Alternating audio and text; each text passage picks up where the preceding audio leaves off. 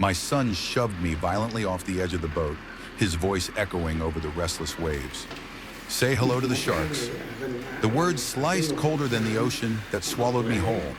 I plunged into the freezing black water, gasping as salt burned my throat and lungs. The current dragged me under, and when I surfaced, I saw only his back as he swam away.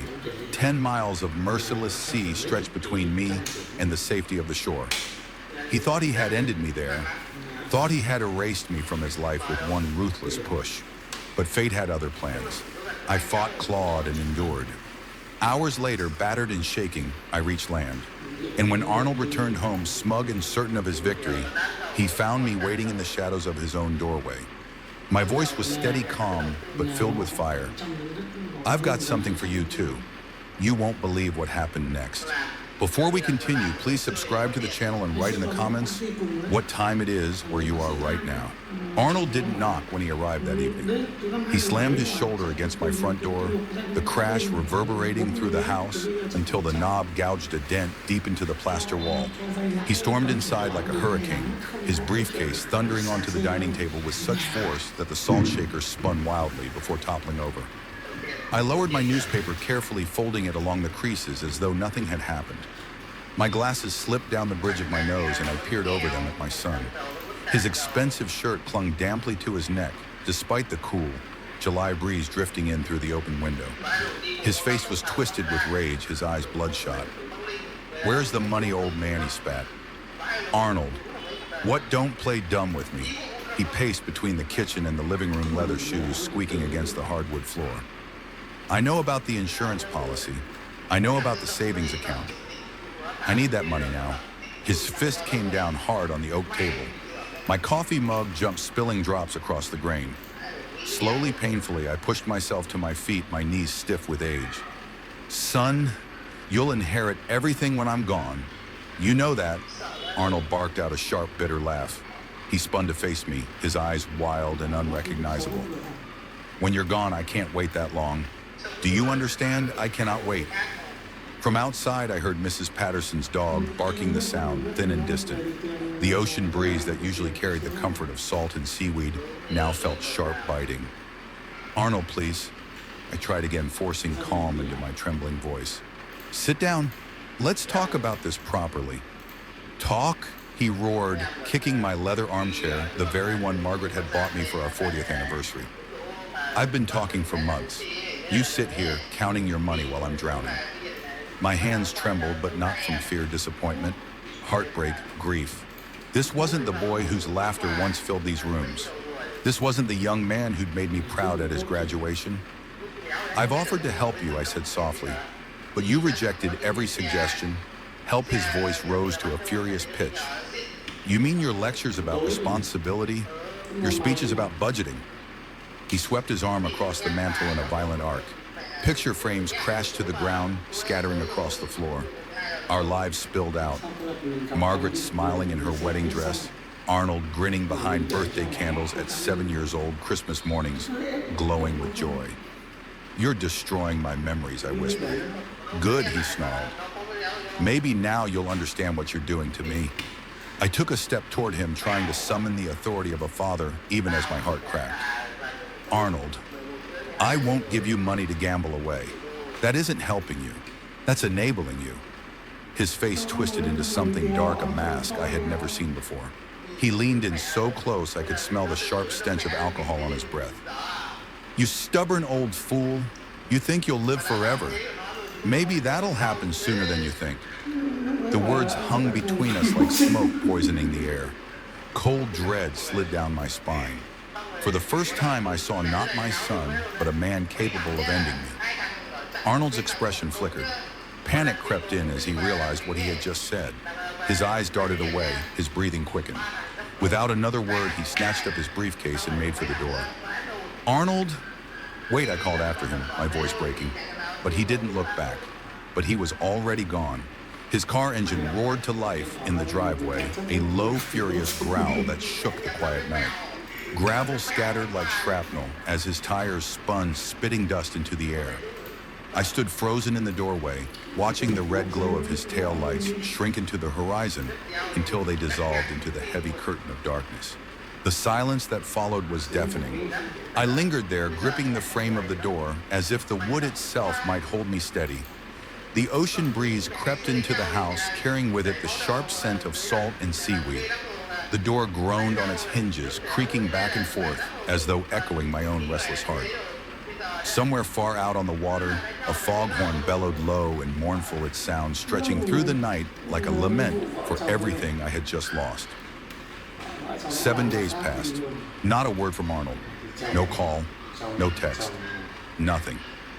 Every morning I woke with the same fragile hope, reaching for my phone on the nightstand, scanning for a message that wasn't there. Every evening I stared at the dark screen, trying to convince myself that tomorrow he might call, tomorrow he might apologize. The silence became its own kind of torment, worse than the shouting, worse than the fist pounding on the oak table. Anger I could endure, silence I could not. By Tuesday morning I was clinging to routine like a lifeline. The kitchen smelled faintly of old wood and coffee grounds. I measured the coffee the way I had every morning since Margaret died, one scoop, then another, then water poured with careful precision. The familiar gurgling of the machine filled the quiet kitchen, a small comfort, a reminder that life still had rhythm even when hearts broke and families fractured. Then at exactly 19:01, the phone rang. My breath caught. The shrill sound echoed through the kitchen, slicing through the silence like lightning. I turned and saw his name glowing on the caller ID, Arnold. For a moment, my hand hovered above the receiver, trembling. What if he was still angry? What if the words he had spat at me, the threats, the bitterness, were not a slip of temper, but the truth of his heart? But then another thought drowned the fear. He is my son. No matter what, he is my son. I picked up. Hello, Dad. His voice softer, steadier, almost fragile. Not the voice of the man who had stood in my living room full of rage, but something closer to the boy I once knew. Nirnanonina breathed, my chest loosening. Dad, I need to apologize. The relief was so sudden, so overwhelming, I sank into my kitchen chair, the phone pressed tightly to my ear. Arnold, thank goodness you called. I was out of line last week, he said, his voice trembling. Completely out of line. I said things I didn't mean, things that scared me after they came out of my mouth. Son, I said gently, we all say things we regret when we're angry. No, Dad, his voice cracked. What I said was unforgivable. But maybe I can try to make it up to you. I stared into the coffee pot, the dark liquid forgotten as it grew cold. My son's voice filled the kitchen, not sharp with anger this time, but heavy with something else. Not defeat, not pride, vulnerability. It was a sound I hadn't heard in years. How do you want to make it up to me? I asked carefully. He hesitated. Then remember when I was a kid, how we used to go fishing every summer. You taught me to cast, to wait, to appreciate the quiet. A smile tugged at my lips despite everything. I remembered it well, Arnold, at 8 years old, squealing with delight as he reeled in his first bluegill at Monterey Lake. Margaret sitting on a blanket nearby, packing us sandwiches, laughing, as I tried to answer Arnold's endless stream of questions about fish and boats and the mysteries of the world. Yes, I said softly. Those were good times. Maybe we could go fishing tomorrow. Arnold continued, his voice tinged with nervous hope. Like the old days. I know it's short notice, but I thought maybe the ocean this time. You always said you wanted to try deep sea fishing. Something flickered in my chest. Not joy, not yet. More like a warning, a shadow in the back of my mind. Arnold had never cared much for fishing once he grew older. He was always too busy, too impatient for the quiet rhythm of casting and waiting. Why now? Why the sudden change? And yet Margaret's voice seemed to whisper in my memory. Give him another chance, Norbert. He's still your boy, underneath all that anger. The ocean sounds wonderful, I heard myself say. Really, Arnold's voice brightened. You mean it? Of course, son. I thought, his voice faltered. I thought you wouldn't want to talk to me anymore. Not after everything. Never, I said firmly. You're all the family I have left. There was silence on the other end, but it wasn't the silence of absence. It was the silence of a son trying to believe his father still loved him despite everything. His words warmed me more than the morning sunshine spilling through my kitchen window, golden light painting soft patterns across the table. For a moment, the heaviness of the past week eased, replaced by something tender, almost hopeful. Outside, life carried on as if nothing had changed. Mrs. Patterson shuffled along the sidewalk with her little terrier tugging at its leash, the same daily routine she'd kept since before Margaret passed. The world felt normal again, like a door cracking open to a life I thought I'd lost. "What time should I be ready?" I asked, cradling the receiver a little tighter. "Early dawn if you can manage it," Arnold replied. His voice was steady, almost eager. "The fish bite better in the morning, and we'll need to go pretty far out to find the good spots." "How far out?" 10, maybe 15 miles. "That's where the big fish live." I nodded slowly, even though he couldn't see me. 15 miles into the open ocean. That was no quiet lake, no childhood fishing trip with picnic baskets and laughter. Still, I made a mental note, check the old rods, replace the brittle line, maybe buy some heavier tackle. It had been years since I'd cast a line anywhere but the calm waters of Monterey Lake. "I'll be ready," I promised, the words carrying more weight than they seemed. "Thanks, Dad." His voice softened. "This means everything to me." When the line clicked dead, I sat in silence, the phone still pressed against my ear. Steam curled up from my forgotten coffee, dissipating into the cool morning air. I let out a long breath, and for the first time in days, a cautious smile touched my lips. Tomorrow I would have my son back. Tomorrow we would rebuild what had been broken. I carried my mug to the window and gazed toward the Pacific shimmering in the distance. The vast expanse of water seemed to beckon restless and alive. Somewhere out there, fish were waiting, and perhaps, just perhaps, so was forgiveness. The bell above the door jingled as I pushed into Bay Tackle Shop that afternoon, the familiar chime stirring memories of years gone by. The air was thick with the scent of salt-cured bait rubber boots drying in the corner and something else possibility. Rows of gleaming rods, coiled lines, and colorful lures lined the walls, each promising a new story. Nor Barrett came a gravelly voice. Charlie Mendez looked up from behind the counter, his weathered hands busy arranging hooks in neat little rows. His lined face broke into a smile. "Haven't seen you in a while. Going after those lake trout again." "Actually, Charlie," I reached into my pocket and pulled out the list I'd scribbled during breakfast. "I need something different today. Ocean fishing, deep water." His bushy eyebrows lifted in surprise. "Ocean, that's a change for you. Special occasion," I said, letting the words hang. "Fishing with my son tomorrow. He wants to try the big waters." "Well then, let's get you set up right." Charlie slid out from behind the counter, his boots creaking against the worn wooden floor as he led me to the rod display. He lifted one down and handed it to me. "For the ocean, you'll want something with backbone. This here's a spinning rod, medium heavy, 8 feet. Perfect for rockfish, lingcod, maybe even halibut if you're lucky." I tested the weight, flexing it carefully. Compared to my light freshwater rods, this one felt serious. Solid a tool meant for a harder fight. "This feels good," I admitted. "You'll need stronger line too. Minimum 20-pound test. Ocean fish fight like the devil compared to those lake trout." Charlie spooled fresh line onto my reel with practiced ease, the whir of the machine filling the shop. "Where are you heading out from?" he asked. Arnold mentioned going pretty far. 10, maybe 15 miles. Charlie stopped his weathered fingers, pausing on the reel. His eyes flicked to mine, sharp and concerned. "That's serious water, Norbert." "You taking your own boat, Arnold's handling the arrangements," I said. "Then make sure you've got safety gear, radio flares, jackets. The ocean doesn't forgive mistakes like a lake does." I nodded, though I realized Arnold hadn't mentioned safety equipment at all. He had always been confident, too confident, even as a boy. Sometimes that confidence had carried him far. Other times it had carried him into trouble. Now Charlie said, shifting the mood as he reached for another rack, "Let me grab you some circle hooks. Better for ocean work, less likely to gut hook the fish." He tossed a few packets into my basket. "And bait. Sardines are always solid, but these lures," he held up a gleaming set, "might catch you something worth bragging about." Half an hour later, I stepped out of Bay Tackle with a bag full of gear and a wallet noticeably lighter. The late afternoon sun warmed my shoulders as I carried my haul to the car, already picturing the dawn. The hiss of the surf carried faintly on the wind, and for a moment I allowed myself to imagine a perfect day, a father and son side-by-side lines cast into the wide blue. At home, I spread the gear across the table, arranging hooks, testing the new rod, spooling line with care. My phone buzzed and Arnold's name lit up the screen. "Dad," he said when I answered, his tone brisk, businesslike, but not unfriendly. "Just wanted to confirm everything for tomorrow." "I'm all set, Arnold," I replied. "Just got back from Charlie's shop with some new ocean tackle." "Perfect," he said.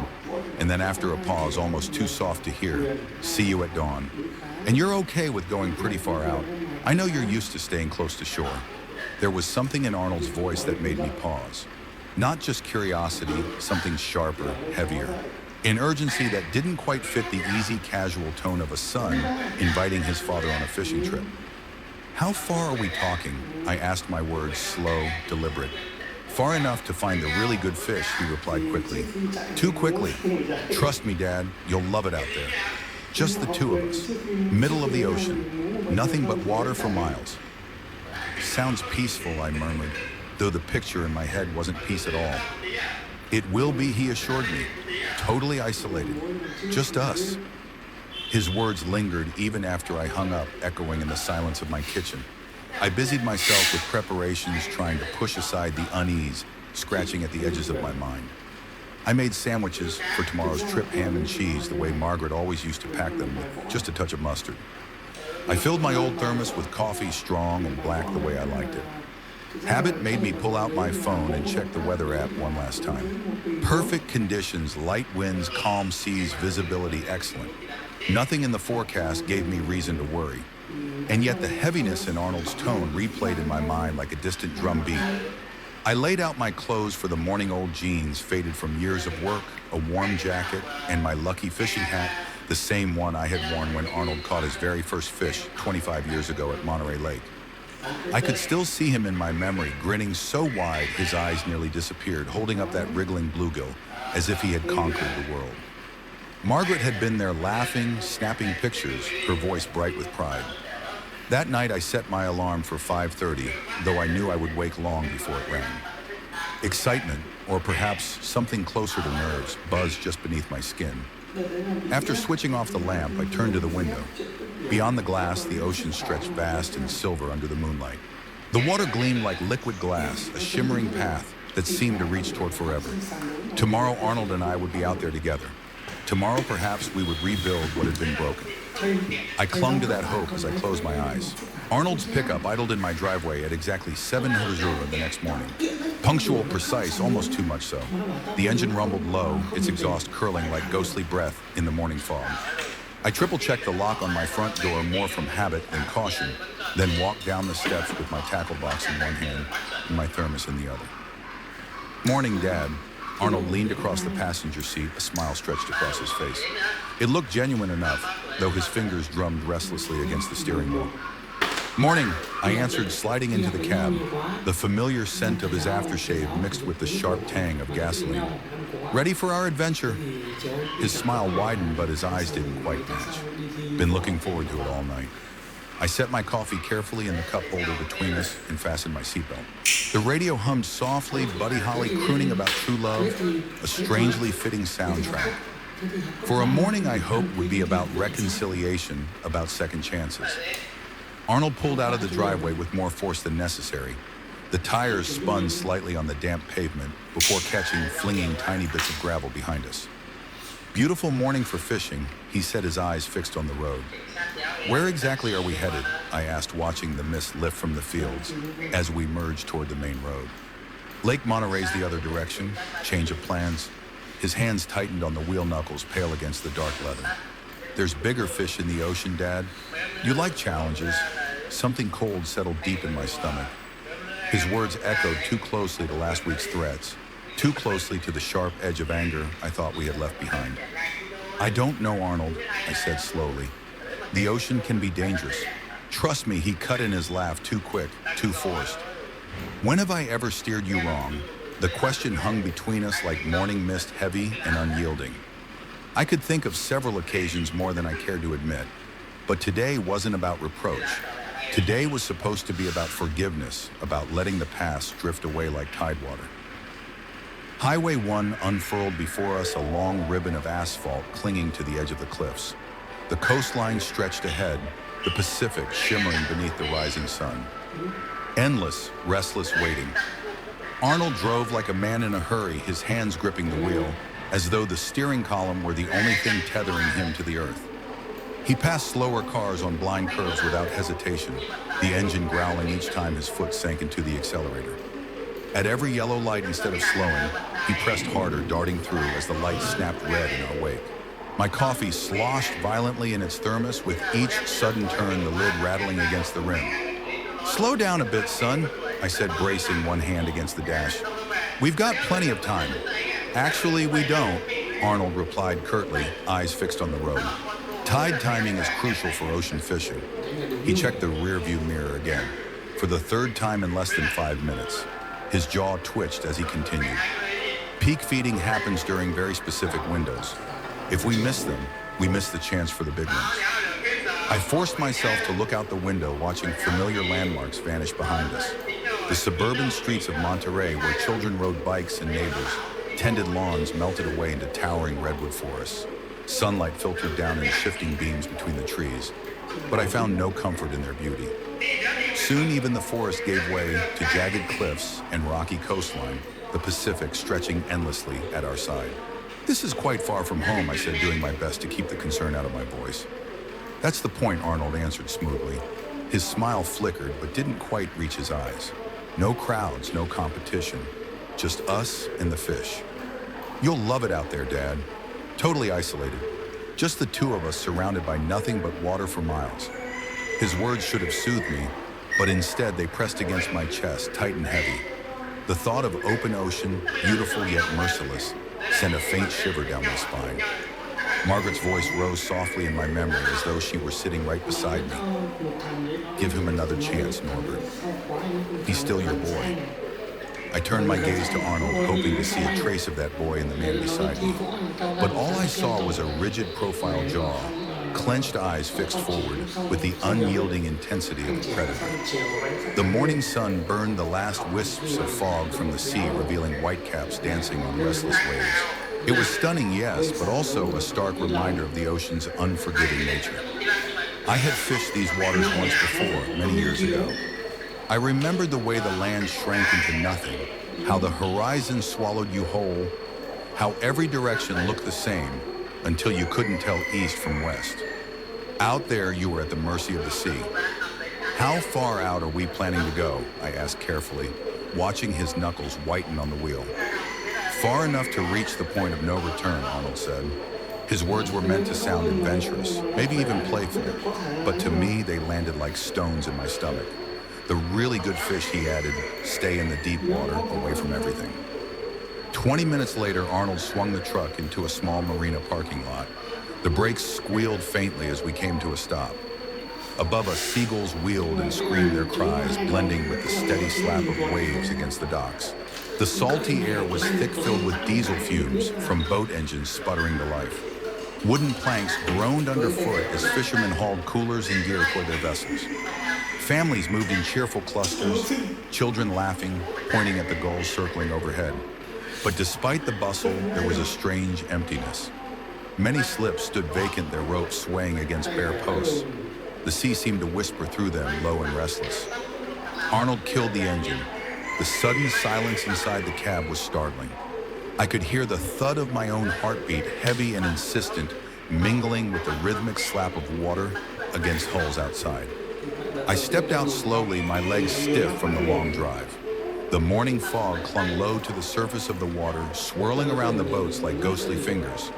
"This way, Dad," Arnold said briskly, already pulling our gear from the truck bed. He slung the rods and tackle bag over one shoulder with an ease that suggested he'd been waiting for this moment. Our boat's in slip 12. I followed him down the weathered dock, my tackle box in one hand, thermos in the other. The wood beneath my feet creaked and flexed with each step, the sound mixing with the caw of gulls and the slap of waves. When I saw the boat, I stopped short. It was bigger than I expected, much bigger. A sturdy offshore vessel, white hull streaked with salt stains, cabin-enclosed twin outboard engines gleaming in the sunlight. This wasn't some casual rental for a lazy day of casting lines close to shore. This was a boat built to vanish into the horizon, and for a reason I couldn't yet name, the sight of it made the chill in my stomach deepen. The boat was an 18-foot motorboat, slim but sturdy, with outriggers stretching like arms into the air, and a small cabin that looked just big enough for two men to duck inside if the weather turned. "You know how to operate this thing?" I asked, setting my gear carefully onto the dock. My voice carried a mix of concern and awe. Arnold didn't even look up. "Took a boating safety course last month," he said, matter of fact, his hands running confidently along the control panel. He checked the fuel gauge, tapped the glass like a man who had done it many times before, then tested the motor controls with precision. "Everything's in perfect working order." Something about the way he moved struck me. He seemed different here, more composed, more sure of himself. This wasn't the hesitant, reckless boy I'd spent years worrying about. This was a man who had prepared, planned. Every movement felt rehearsed, practiced. It made me realize that this trip hadn't been the spontaneous invitation he'd made it sound like. It was deliberate, carefully orchestrated. I stood back, watching him work with a mix of pride and unease. He inspected life jackets, flares, the marine radio, every piece of safety gear required for ocean fishing. He wasn't sloppy, wasn't careless. He was thorough. That should have reassured me. Instead, it unsettled me even more. "Hop in," Dad Arnold said finally, his tone brisk, almost commanding. "Let's get these rods secured." The boat rocked gently as I climbed aboard the fiberglass hull, creaking under my boots. My tackle box clinked as I set it down. Arnold moved with efficiency, casting off the dock lines like he'd been doing it for years. Then he turned the key. The motor roared to life, vibrating through the hull, sending a low rumble into my chest. "Here we go," Arnold called over the engine noise. His smile flashed wide and eager, though there was something behind it I couldn't place. We eased out of the marina, leaving behind its protected stillness. Families bustled on the docks, kids laughing as they carried buckets of bait, men hefting coolers of beer and sandwiches. Normal people, normal Sunday fishing trips. As Arnold steered us into the open bay, those sights grew smaller. The marina buildings shrank, then blurred until they disappeared altogether. Other boats dotted the water, weekend anglers heading out for a few hours or returning with their morning catch. A scene of peace and routine. But we didn't slow. We kept pushing outward. I watched the coastline stretch behind us, then shrink. I tried to keep track, but without landmarks, distances blurred. The water stretched endlessly, a blue plain rippling under the morning sun. "This is pretty far out, isn't it?" I called, raising my voice above the motor. Arnold only shook his head, eyes fixed ahead. "Not nearly far enough. The best fish are way out there where the big boats go." His voice was certain, almost impatient. I glanced back. The last of the weekend boats had fallen away behind us. Now it was just us, a tiny speck on an enormous, endless canvas. I gripped the boat's gunnel as we hit larger swell spray, misting my face. "Maybe we should stop here," I suggested, forcing a lightness into my voice. "I can barely see land anymore." Arnold didn't even hesitate. He checked his GPS, shook his head. "Trust me, Dad, I know what I'm doing." Another 15 minutes passed. The coastline shrank to nothing more than a thin brown line on the horizon, fragile and far away. By my rough guess, we were at least 8 miles out, maybe more. And there wasn't a single other boat in sight. Just us, alone. Something cold stirred in my chest. This wasn't the casual father-son fishing trip I'd imagined. This was something else entirely. It felt less like a hobby and more like a journey to the edge of the world. "Arnold, this is far enough," I said firmer this time. "Let's drop anchor here." "Just a little further," he insisted, his voice too sharp, too eager. "We need to reach the underwater canyon. That's where the really big fish hunt." But when I looked at him, I saw something that made my stomach tighten. His expression wasn't one of excitement, it was calculation. His eyes kept flicking to the horizon, to the GPS, to the empty expanse around us. He wasn't looking for fish. He was measuring distance, measuring isolation. Finally, Arnold cut the engine. The sudden silence pressed in from all sides, broken only by the waves slapping against the hull and the occasional cry of a distant seabird. The vast ocean swallowed us whole. We floated in the middle of nowhere, no land within reach, no help anywhere near. For the first time in my life, I felt the immensity of the ocean, like a living thing, beautiful but indifferent, a force that could swallow us without notice. Now what I asked, trying to keep my voice steady. Arnold reached for the fishing rods. His smile stretched across his face, but it was a strange, cold smile, forced brittle. "Let's set up the rods," he said brightly, too brightly. "You take the tackle box, Dad. Organize those lures like you always do." I swallowed, knelt in the bow, and opened my tackle box with familiar movements. My hands knew what to do, but my mind was elsewhere. For the first time, I wondered if this fishing trip wasn't about fish at all. The colored lures gleamed brilliantly in the afternoon, sun spoons, jigs, and spinners I had collected over decades of patient fishing. Each one carried a memory, a quiet reminder of days when the water meant peace, not fear.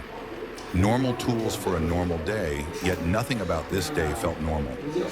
My hands lingered on a silver spoon lure, polished smooth from years of use, as if holding on to the past might somehow steady the present. "Remember that first fish you caught as a boy?" I asked, my voice softer than the crashing waves. I wanted to pierce through the tension to rekindle a spark of the warmth we once had, that little bluegill at Lake Monterey. Arnold's reply was immediate, almost too sharp. "I remember everything, Dad." His voice came from directly behind me, low and steady. Every fishing trip, every lecture about patience and responsibility. Something in his tone, hard metallic, stripped of affection, made my heart thud heavier. I turned my head, slightly glancing over my shoulder. Arnold stood just 3 feet away, holding a fishing rod, not like a tool, but like a weapon. His face was unrecognizable, no longer my son's, but a mask of cold calculation. "Arnold," my voice cracked. "What's wrong?" "Nothing's wrong anymore." He took a step closer, the boat rocking gently under his weight. His eyes gleamed with a strange finality. "In fact, everything's about to be perfect." The words chilled me deeper than the ocean breeze. 8 miles from shore, no vessels in sight, just father and son alone in the endless Pacific. And my son's mind seemed made up about something final. He spoke again, circling slightly behind me as I crouched over the tackle box, my hands suddenly trembling. "I've been thinking about our conversation last week, about when I'll inherit your money." "Son, we can discuss," I didn't finish. Arnold's hand slammed into my back with a brutal force that knocked the breath from my chest. The world spun sideways. My tackle box flew from my grip lures, scattering through the air like confetti. I plunged into the ocean with a sickening splash. The cold water swallowed me whole. I surfaced, gasping salt burning my throat, eyes stinging. The boat floated 10 feet away, rocking calmly as though nothing had happened. Arnold stood at the rail, looming over me. His expression was one of satisfaction, triumph even. "Arnold," he cried, coughing seawater. "Help me." He didn't move. His voice, clear and cruel, carried easily across the waves. "I can't. I hope there are sharks out here. That would make this even more perfect." The betrayal struck harder than the ocean's icy grip. This wasn't panic. This wasn't a mistake. My son, my own flesh and blood, had brought me here to die. "Now I'll definitely get your inheritance, old man," he said, his voice void of remorse. "The life insurance, the house, everything." I flailed desperately, trying to swim toward the boat, but my heavy jacket clung to me like an anchor. Each stroke dragged me down the Pacific, pulling at me with relentless strength. My breath came ragged, but Arnold only stood unmoving, watching his plan unfold. Then with horrifying calmness, he started the motor. "Arnold, please, please come back." My cries cracked through the empty air. The engine roared, drowning out my pleas. The boat turned in a tight circle, then aimed itself back toward the coastline, a faint, unreachable smudge on the horizon. Arnold's figure remained upright at the helm, steady, unflinching. He never looked back, not once. "Help," I screamed at the vast emptiness. "Someone help me." But the ocean offered no mercy. Only the slap of waves and the hiss of wind answered. The boat's engine faded until there was nothing but silence. I treaded water, hard hammering, watching the boat shrink to a dot, then vanish entirely, carrying away my son and leaving me alone in this watery grave. "This can't be real," I whispered to no one. "Sons don't murder their fathers. Families don't end with betrayal, this absolute." Yet reality had no interest in my disbelief. The Pacific stretched endlessly around me, patient and eternal, indifferent to human bonds, to promises to love. It didn't care that I was a father abandoned by his son. It only waited to claim me as it had claimed countless others before. I called Arnold's name one last time, pouring every ounce of disbelief, sorrow, and desperate hope into the sound. But the ocean swallowed my cry whole. Only the waves answered back cold, eternal, and merciless. Arnold. My voice cracked, breaking across the endless stretch of water before vanishing into the wind. The boat, my son's boat, was now nothing but a shrinking speck on the horizon until it disappeared altogether, swallowed by distance as if it had never been there.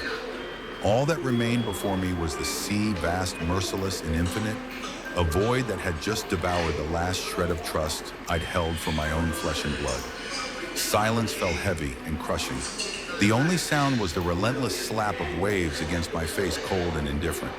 The Pacific sprawled out in every direction, blue and endless, breathtaking and brutal all at once. It didn't care if I lived or died. I kicked furiously, trying to stay afloat, while the waterlogged weight of my fishing jacket dragged me down like an anchor. With hands shaking from cold and exhaustion, I fumbled at the zipper.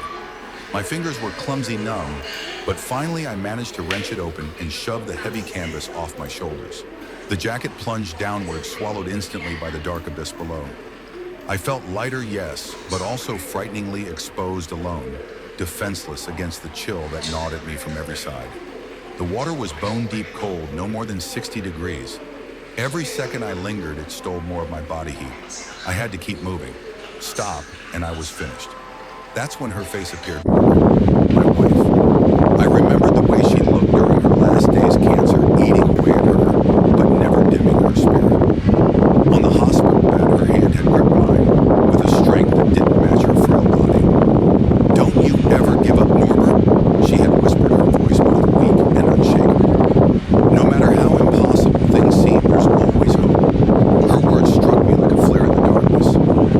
Margaret had carried us through the darkest storm we'd ever faced, and now out here,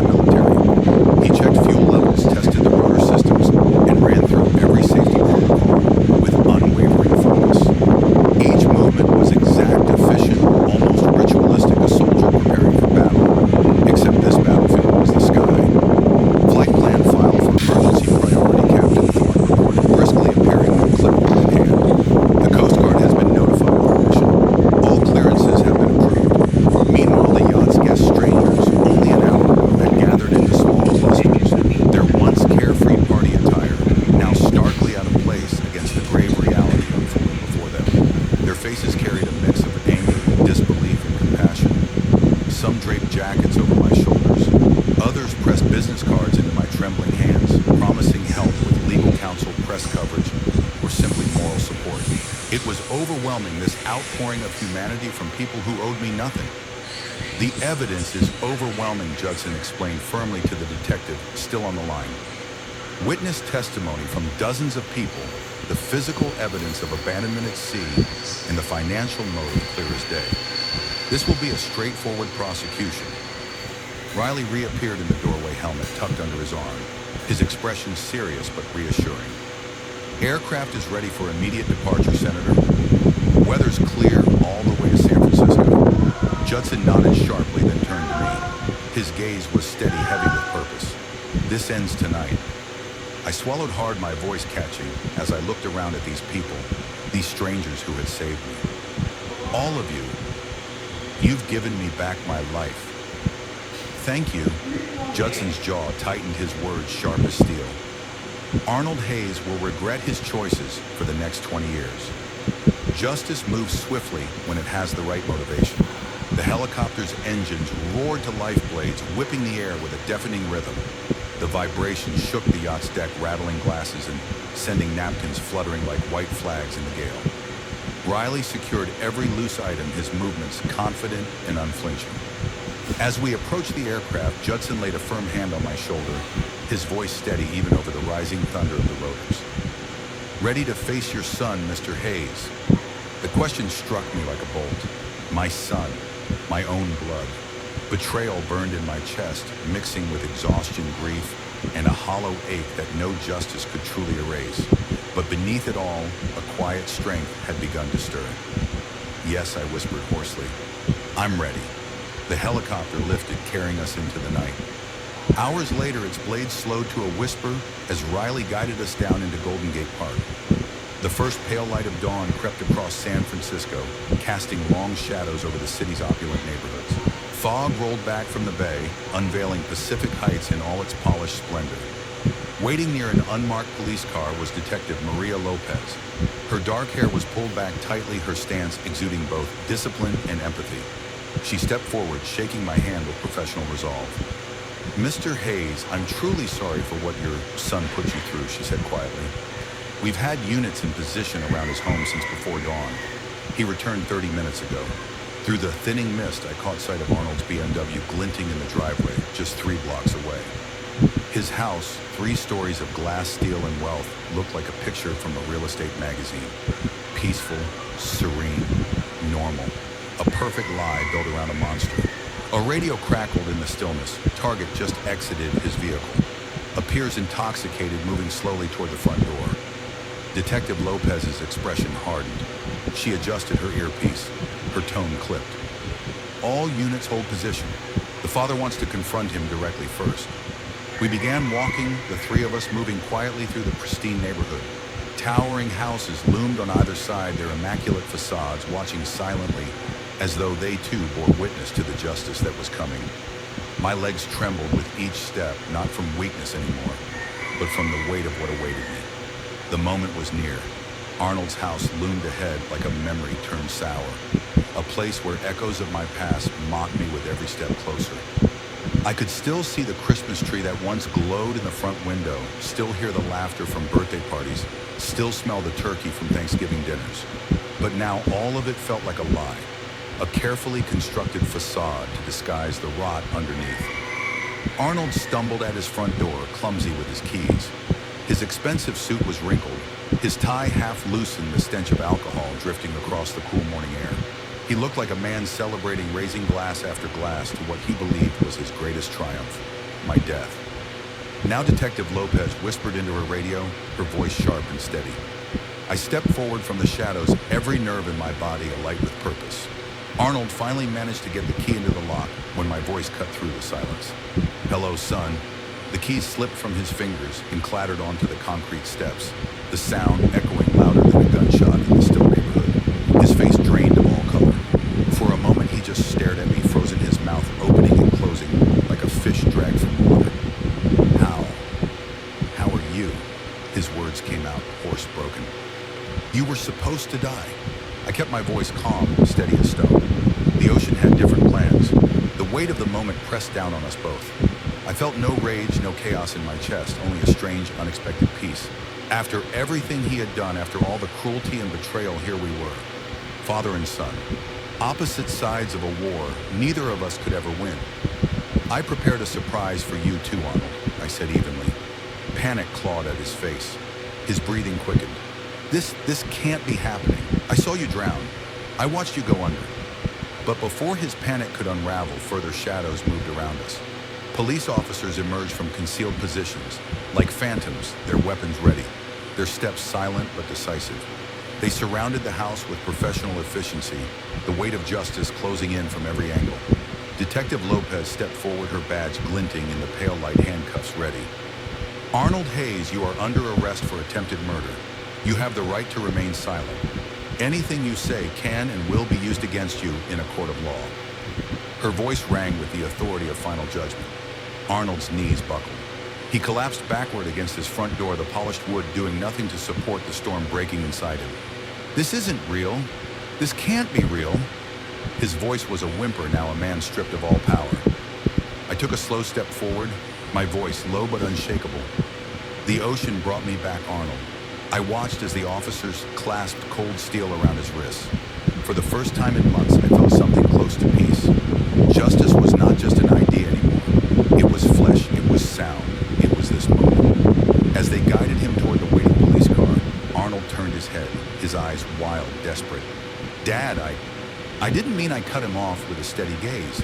Yes, you did, but I forgive you anyway. His face twisted with confusion, guilt, and disbelief. And then the car door closed with a heavy finality. Metal against metal, shutting away his freedom, shutting away his lies. His face was the last thing I saw in the window before the cruiser rolled around the corner and vanished into the city streets. Detective Lopez came toward me with paperwork in her hand, but I barely heard her. My eyes were still fixed on the empty road where my son had disappeared. Justice had claimed him now. 3 months later, September sunlight spilled across the courthouse steps, warming the stone beneath my shoes. The trial had moved quickly, propelled forward by Judson's political pull, and the mountain of evidence stacked against Arnold. I had relived every detail and testimony, spoken every truth, and today it was ending. Inside the courtroom was hushed, packed with faces, reporters, strangers, even a few who had once called Arnold their friend. Judge Morrison's gavel cracked against the bench, her voice sharp with finality. 20 years for attempted murder. This court finds such betrayal of family particularly heinous and sentences accordingly. Arnold sat slumped at the defendant's table, his once expensive suit now rumpled, his face gaunt. His high-priced lawyer looked defeated, buried under evidence no argument could undo. His wife had already filed for divorce, leaving with their children. His gambling debts had eaten away everything else. He had built a kingdom on sand, and it had collapsed beneath him. Outside cameras flashed.